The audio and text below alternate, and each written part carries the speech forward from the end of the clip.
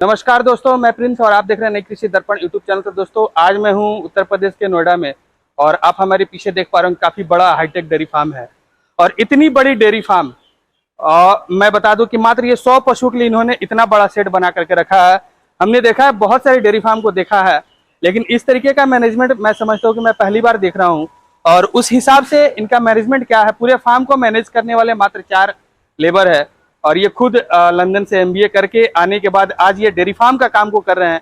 आखिर इसके पीछे इनका मुख्य कारण क्या था, दूध कितना प्रोडक्शन हो जाता है, दूध की सेलिंग कहाँ कर लेते हैं, दूध से क्या क्या प्रोडक्ट बनाते हैं, कैसे सेलिंग करते हैं, कैसे स्टार्ट किए थे सेलिंग करना, बहुत सारी चीजें हम इस वीडियो में जानने वाले। तो आइए हम सर से बात कराते हैं, पूरी जानकारी लेते हैं। उसके पहले मैं आप सभी से रिक्वेस्ट करूंगा कि आप हमारे चैनल पर नए हैं तो प्लीज सब्सक्राइब कर लेंगे, साथ में बेल आइकन का बटन को प्रेस कर लेंगे ताकि जब भी इस तरह का वीडियो बनाओ तो आपको अपडेट जो है मिलता रहे। तो आइए हम सर, नमस्कार सर, स्वागत है हमारा इस यूट्यूब चैनल पर।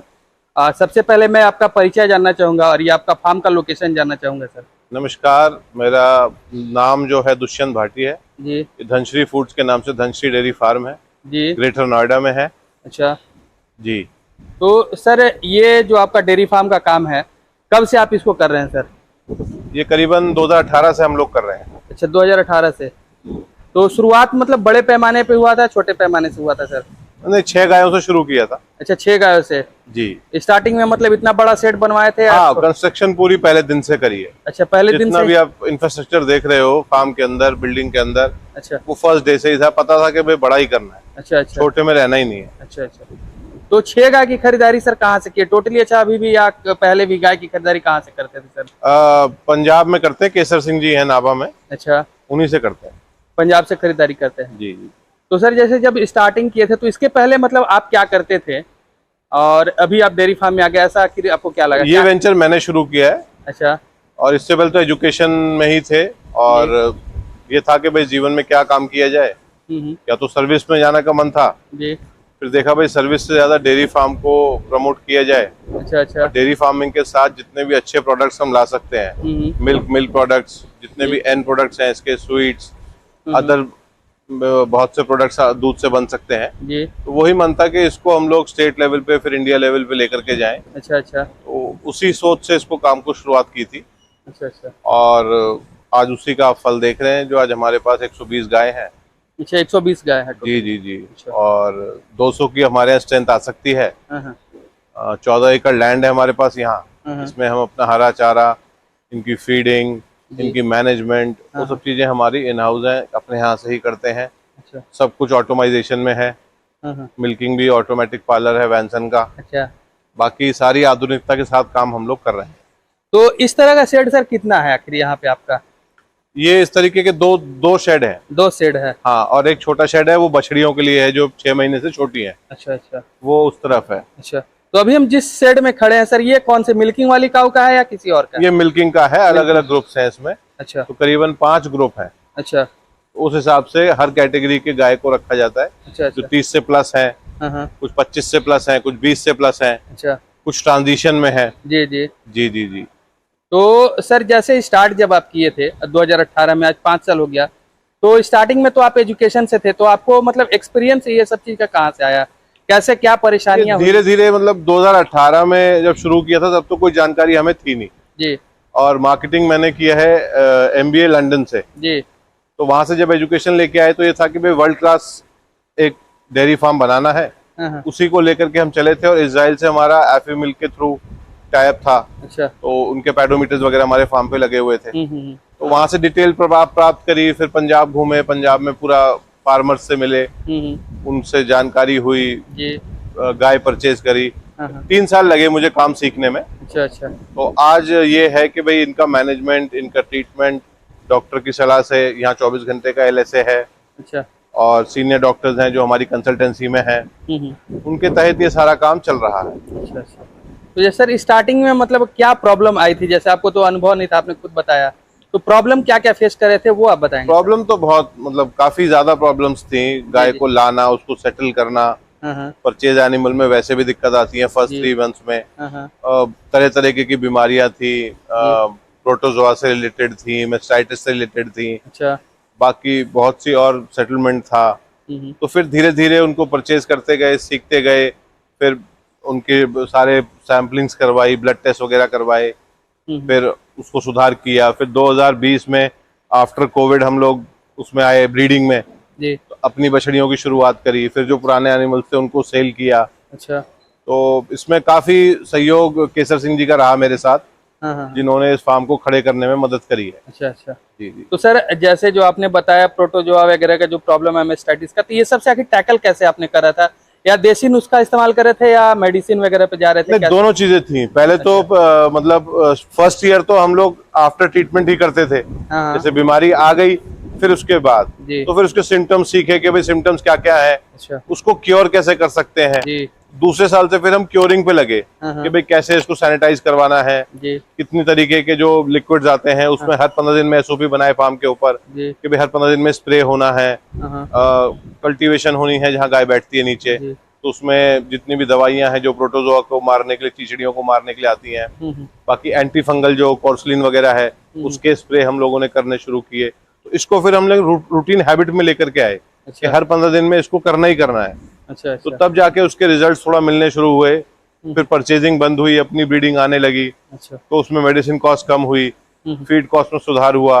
अच्छा। प्रोडक्टिविटी फार्म की बढ़ती रही। अच्छा अच्छा। एवरेज गायों की बहुत अच्छी आई बाद में। अच्छा अच्छा। तो उस हिसाब से फिर 2022 में हम लोग काफी अच्छे लेवल पे थे। अच्छा। तो सर 2018 में आपने शुरुआत किया, तो कितने लीटर वाली पशु मतलब पंजाब से लेकर के आए थे? शुरुआत हम लोगों ने करी थी 25 लीटर से। 25 लीटर से स्टार्ट किया? 25 लीटर से हम लोगों ने शुरू किया था। अच्छा।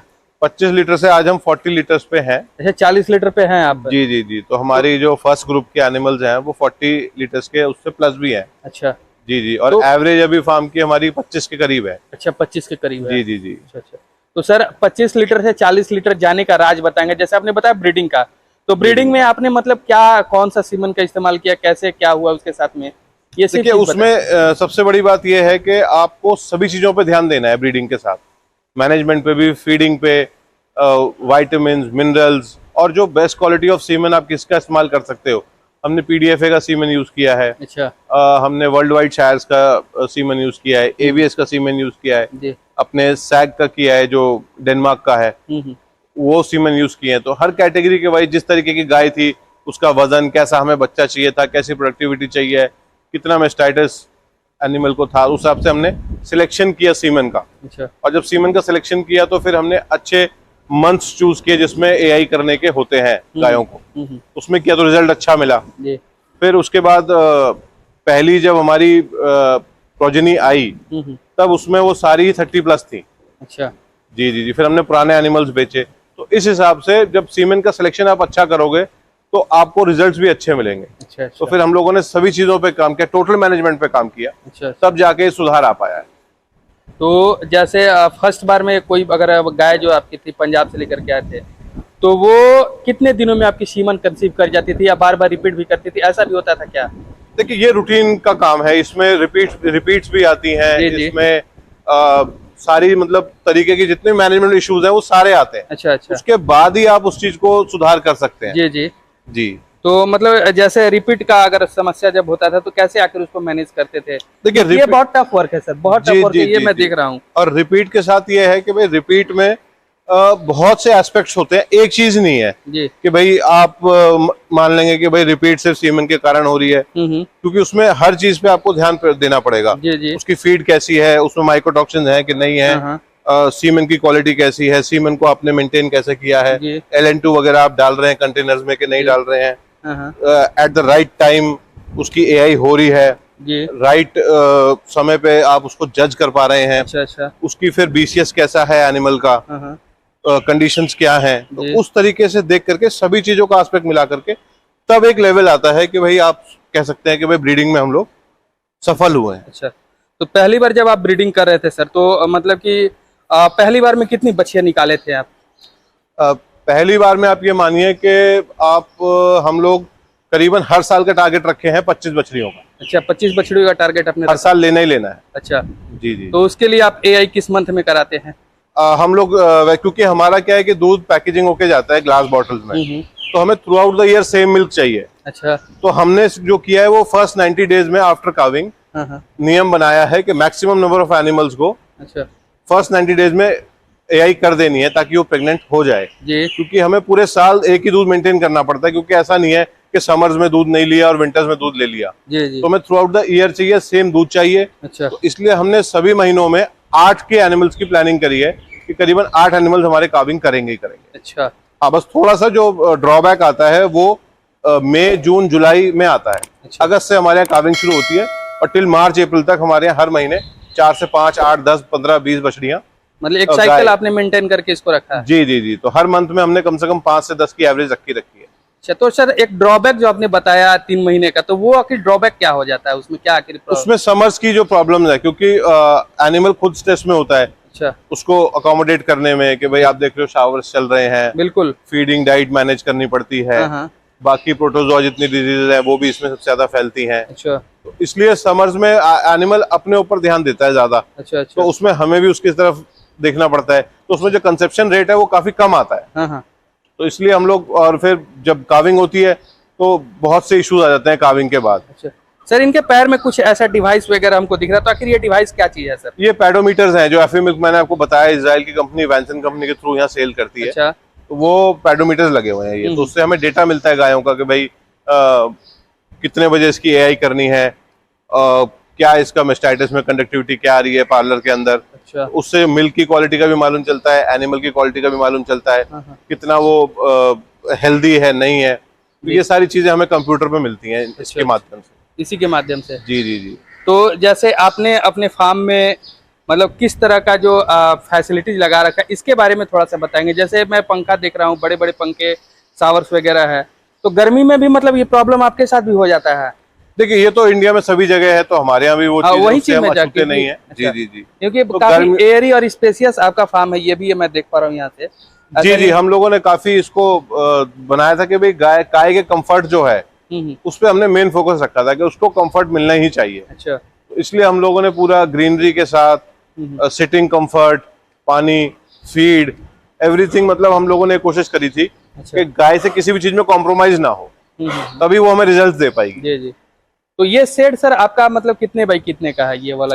ये बड़ा वाला हमारा करीबन 170 बाई 120 है। अच्छा, 170 बाई 120। जी जी, दूसरा 80 बाई 100 है। अच्छा, वो आपका बगल में जो बछिया के लिए आपने बनाया? जी जी, उसमें सारी हीफर्स हैं। अच्छा, वो हीफर्स के लिए सिर्फ है। जी जी जी। तो ये 80 बाई 100 में जिस जगह पे हम लोग खड़े हैं, तो ये कितना जगह होगा सर, कितना फीट का है? ये करीबन 15 से 16 फीट है जो टीएमआर निकलती है और चारा डालती है। अच्छा। 10-10 फीट से 12 फीट का इनका स्टैंडिंग लेन है। जी। जो बाकी एरिया है वो बैठने के लिए है। अच्छा अच्छा। जी जी जी। तो ये जो एरिया आपने जिस शेड में हम खड़े हैं सर, ये कितने एनिमल के लिए आपने रखा है इसको? ये करीबन 100 एनिमल्स का है। 100 एनिमल्स का है? जी जी जी। मतलब इतना में सिर्फ 100 एनिमल? इतने में सिर्फ 100 एनिमल्स रखे हैं। तो ये तो मतलब काफी अच्छा बेस्ट मैनेजमेंट हुआ इसको हम बोलेंगे मेरे हिसाब से सर। क्योंकि आपको सबसे ज्यादा फोकस करना चाहिए उसके मतलब खान पीन पे, उसकी मैनेजमेंट पे, और बेस्ट प्रोडक्टिविटी लेने के लिए आपको एनिमल को व्यवस्था देनी ही पड़ेगी। अच्छा अच्छा। जी जी। तो अब हम आते हैं सर, आपकी मिल्किंग में मतलब कितनी अभी कैटल है?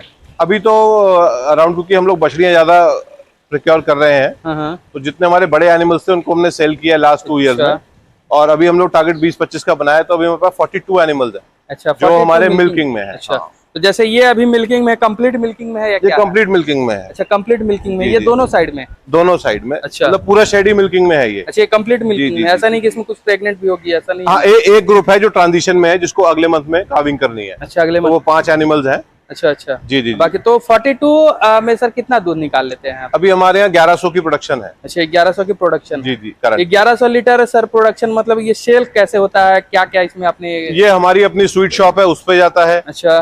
कुछ कंपनी से ग्लास बॉटल की उनकी पैकेजिंग हमारे यहाँ होती है जी। और हमारा अपना 400 कस्टमर्स हैं नोएडा, ग्रेटर नोएडा में, जिनको हम ग्लास बॉटल सेल करते हैं। अच्छा। जी जी जी। तो अभी हम लोग अपनी मोबाइल ऐप भी लेकर के आ रहे हैं। अच्छा। इससे सारा मतलब सारे ही प्रोडक्ट्स हमारे, दूध, दही, पनीर, छाछ, घी, हम सब कुछ ऑनलाइन सेल करेंगे। अच्छा अच्छा। जी जी। तो सारा दूध उसी में इस्तेमाल करेंगे। फिर हमारी स्वीट शॉप है, तो उसमें भी 300-400 लीटर हमारा दूध इस्तेमाल हो जाता है। सर, तो 6 गाय से आपने शुरुआत किया, तो मतलब दूध का आखिर कहीं ना कहीं जगह पहले शुरुआत में तो बनाए होना कि हमको यहाँ दूध सेल करना है, नहीं करना है, कैसे करना है, तो ये आप पहले दिन से ही हमारा स्ट्रेटेजी बताइएगा। जो पहले दिन से हमारा फोकस था वो सिर्फ कस्टमर के ऊपर था कि directly from farm to home वाला जो कॉन्सेप्ट है, उसी पे हम लोगों ने शुरुआत करी थी। अच्छा। और उसी को हमने फोकस किया था।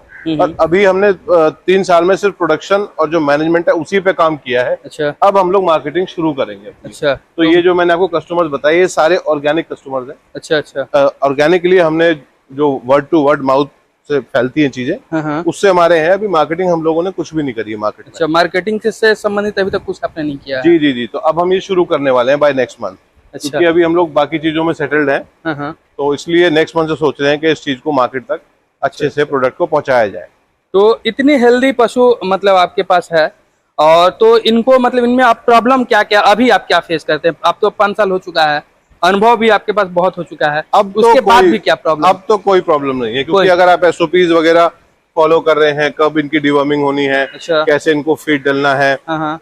इनके हुफ ट्रिमिंग कब होनी है, जी। तो सारी चीजें हमारी ऑलरेडी मेंटेन्ड है। वैक्सीनेशन कब होनी है, हाँ। किस किस एनिमल का कब होना, किस तरीके का होना है, जी जी। और कितने प्रेग्नेंट एनिमल्स हमें रखने हैं, हाँ। वो सारी चीजें हम लोगों ने ऑलरेडी अच्छा अच्छा। पहले से ही प्लान कर रखी है। तो जैसे डिवॉर्मिंग वगैरह, आपने डिवॉर्मिंग से पहले मैं आपके फीड वगैरह पे आता हूँ, फीड मैनेजमेंट में। जी। तो फीड मैनेजमेंट में सबसे पहला काम क्या होता है सर शुरुआत से?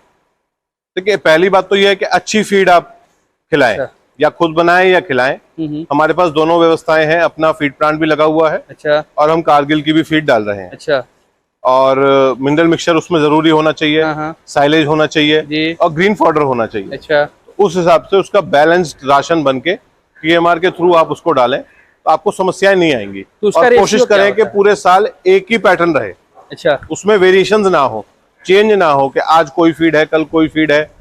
उस तरीके की वेरिएशंस को, एक्सपेरिमेंट्स को ना करें। अच्छा। पहले डिसाइड कर लें कि भाई ये 6 महीने हमें इसी को देने हैं। तो 6 महीने अगर आप उसके साथ हैं तो पूरा 6 महीने लगातार रहिए उसके साथ। अच्छा अच्छा। तभी आपको रिजल्ट्स मिलेंगे। तो जैसे उनमें उनका रेशियो क्या होता है जो आपने बताया, जो भी चीजें? देखिए, वो चीज है कितना दूध दे रही है गाय, किस ग्रुप में है, हाँ। कितना उसका ये जो BCS है, हाँ। उसके हिसाब से हम कैलकुलेट करते हैं कि भाई किसको कितना ड्राई मैटर चाहिए। अच्छा। ड्राई मैटर के हिसाब से फिर कितना उसका चार्ट बनेगा। अच्छा। तब फिर वो चार्ट हम बनाते हैं हर 15th डे पे, और उसी हिसाब से हम लोग फीडिंग करते हैं। जैसे एक 40 लीटर वाली पशु भी आपके पास है, तो उसका आखिर फीडिंग क्या होता है सर? देखिए, 40 लीटर वाली में हम लोग कोशिश करते हैं, बाकी जगहों पे ये है कि मैक्सिमम कितनी भी फीड डालिए आप। हाँ। पर हम लोग क्या करते हैं कि 10 से 11 kg तक ही हम लोग फीड डालते हैं। बाकी चीजों में हम साइलेज से उसको पूरा करते हैं जी। हे से करते हैं, भुस से करते हैं और ग्रीन फॉडर से करते हैं। अच्छा।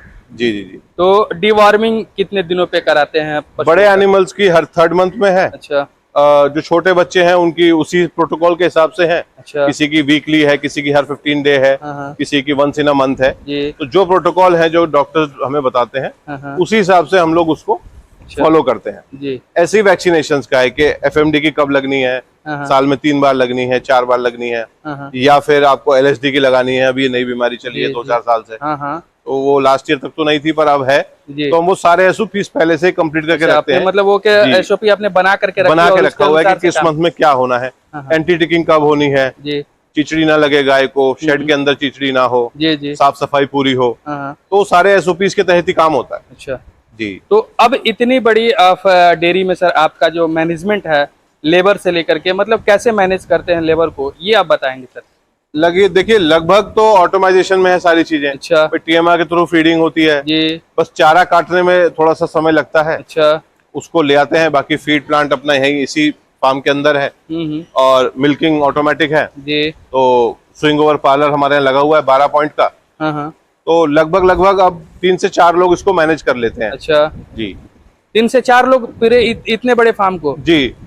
अच्छा। ये जो 100 एनिमल्स है, हाँ। इसको 3 से 4 लोग हम लोग मैनेज कर लेते हैं। क्योंकि टोटली ऑटोमेटिक है, सबसे बड़ी टोटली ऑटोमेटिक है। इस तो कारण हमें से। जो बस, हाँ, और फिर गोबर का भी हम लोग वर्मी कंपोस्ट बना रहे हैं। अच्छा। तो हम उसका भी इस्तेमाल वहाँ कर लेते हैं। तो जो यहाँ से उठता है डायरेक्टली वहाँ चला जाता है, तो 2 लेबर उसमें है। हाँ। तो वो भी हमारे लिए आसान हो जाता है कि भाई गोबर को कहाँ ले जाना है, जी जी। कैसे खाद बनानी है। हाँ। तो वही लेबर उसको मैनेज कर देती है। अच्छा, मतलब आम के आम गुठलियों के दाम भी निकाल जी लेते जी हैं जी। ये? मतलब सभी चीजों का हम उपयोग कर रहे अच्छा, हैं। सभी चीजों का आप उपयोग कर लेते जी हैं? जी जी। जिसका जैसे गोबर है, का पानी है, हाँ। पेशाब है, तो आप ये ड्रेनेज देखे हुए हैं। जी। तो ड्रेनेज हमारी खेत में जा रहे हैं पीछे। अच्छा, ये ड्रेनेज जो आपका खेत में ही जा रहा है वो? जी, हमारे खेत में ही जा रहे हैं। तो उसको जो पानी या खेत में जो लगाना होता है, जी जी। जो इनका हरा चारा उगता है, हाँ। वो सभी चीजें अच्छा। उसी में इस्तेमाल हो जाती है। वहीं पे हमने मोटर लगा रखी है। तो इसी पानी को, इसी पेशाब को हम यूज कर लेते हैं अपनी खेती के लिए भी। थ्रू आउट द ईयर मतलब आपको हरा चारा पूरे साल मिल जाता हो? क्योंकि लगभग कोशिश करते हैं कि पूरे साल मिले। हाँ। एक आध महीना मई वाला जब अपना है वो मक्खन घास वगैरह खत्म होती है, तो जब तक मक्का आती है, जब थोड़ा सा बीच में 1-1.5 महीने की दिक्कत आती है, बाकी हम पूरा साल का मैनेज करते हैं कि भाई कहीं ना कहीं से या तो हमारे अपने खेत से, या हम किसानों को भी प्रोत्साहन करते हैं कि भाई हमारे साथ जुड़ के अपना हरा चारा हमें दें। अच्छा, तो इस फार्म का कितना हाइट ले रखे हैं आप सर, ये आप थोड़ा सा ये जो सेंटर पॉइंट है इस शेड की करीबन 26 फीट है। अच्छा, और जो लास्ट पॉइंट्स हैं, जो शेड उतर रहा है नीचे को, वो 14 है।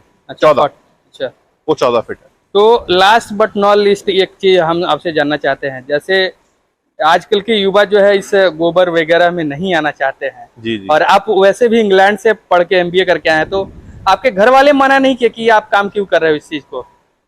नहीं, देखिए, एक ये था कि भाई मेरे को ऑप्शन मिला था कि भाई यूके में भी सेटल हो सकते हैं जी। तो पर मेरे को था कि भाई कम से कम अपनी कंट्री में चल के कुछ ऐसा किया जाए कि भाई हमारे किसानों को भी फायदा मिले, जो हम प्रोडक्ट बनाए वो अच्छा बेस्ट क्वालिटी का हो, तो वो एक मन में था। और दूसरा ये था कि भाई अपना कुछ करना है। अच्छा, तो उसी उद्देश्य को लेकर के ये फार्म की सोच रखी थी कि भाई इसको खोलेंगे, और डायरेक्ट मतलब सारे प्रोडक्ट्स हम लोग आने वाले 3 साल में जितनी भी हमारी कोशिश होगी हम मैक्सिमम प्रोडक्ट्स बनाएंगे और वो कस्टमर तक पहुंचाएंगे। अच्छा जी, चलिए सर, बहुत अच्छी आपने जानकारी दी और आपसे मैं काफी मोटिवेट भी हुआ हूँ, और हमारे दर्शक भी शायद इससे होंगे। इसके लिए वो बहुत बहुत धन्यवाद सर। धन्यवाद आपका, बहुत शुक्रिया।